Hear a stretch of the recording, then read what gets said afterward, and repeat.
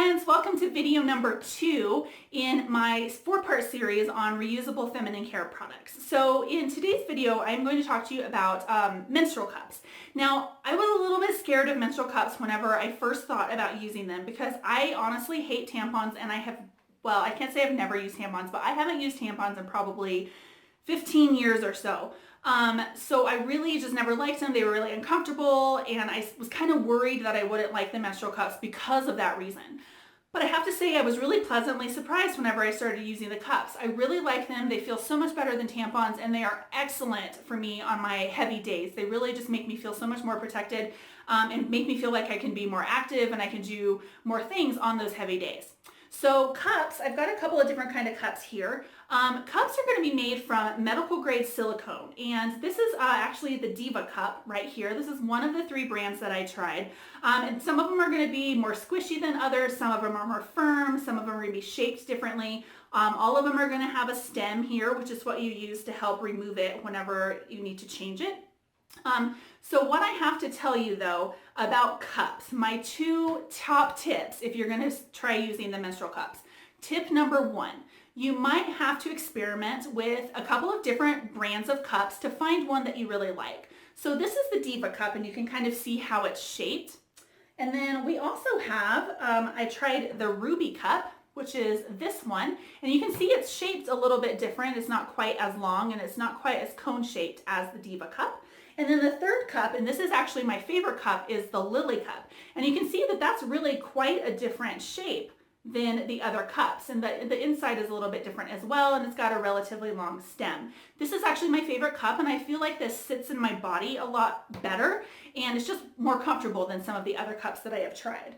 But that's why I encourage you to experiment with a brand or 2 before you decide which one might fit best. So if you give a cup a try and it's really uncomfortable, or it doesn't sit right, or it just doesn't feel right, then don't totally give up on menstrual cups. Maybe try a different brand and see if that brand fits better. Also, it's going to take a few cycles probably, and maybe even a little bit longer, for you to get completely comfortable with your cup, how it fits into your body, how often you need to change it, how to get it to sit just right, and all that stuff. So be patient with yourself. When you first start using the cups, it may feel a little bit uncomfortable, it may feel a little bit weird, but just try to relax and just keep giving it a go. Keep trying it. Don't just toss in the towel after the first time. I still am kind of getting used to it, and I've been using them for about 4 months at this point, and I feel like I haven't quite perfected the technique yet. The last tip that I can give you is all of the cups are going to come with a stem, and the stems are all going to be different lengths depending on, and this is actually the stem, I'm not sure if you can see that very well in the video. The stems are all going to be different lengths depending on the type of cup.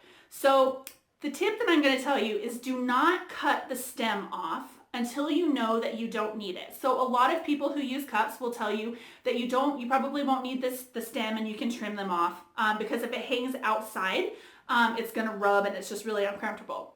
But you want to try your cup with the stem intact before you cut that off.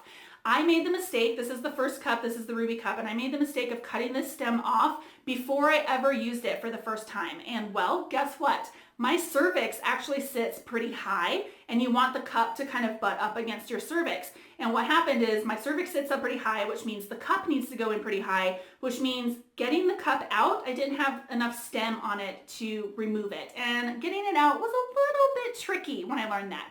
So make sure you test the cup a few times before you decide whether or not you need to trim that stem off.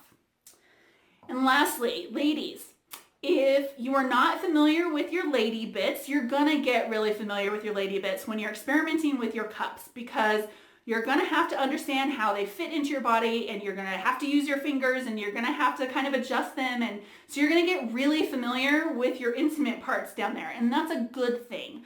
The more we know about our body, especially our feminine health, the more healthy we're gonna be. So it's a really good thing. It's a good way to become really familiar with your body, and it's just kind of an awesome, and it's an empowering experience for a lot of women. So that is my really quick overview on menstrual cups. Stay tuned for video number 3 in the series, where we're going to talk about cloth pads, and I'm going to show you the different types that I have tried and give you a little bit of information about that.